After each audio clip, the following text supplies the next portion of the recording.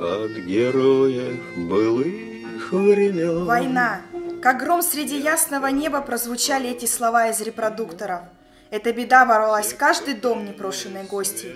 41 год принес море страданий, реки слез нашему народу. Когда начиналась Великая Отечественная война, им было чуть больше лет, чем нам. Вместе с отцами и дедами воевали на всех фронтах и дошли до Берлина.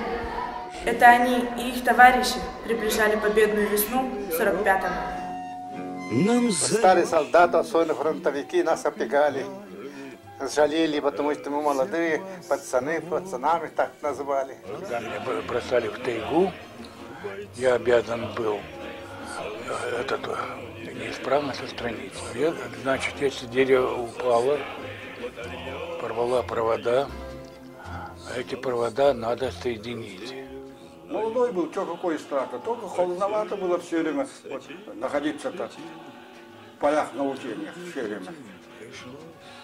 А потом, когда война кончилась, на казармах уже нормальная солдатская жизнь. Сейчас мы живем в счастливой стране. Мы не видели ее израненной и изможденной. Только бы не было войны. Пусть великая победа, завоеванная ценой страданий наших бабушек и дедушек, даст возможность нам, молодым, сделать жизнь всех людей счастливее.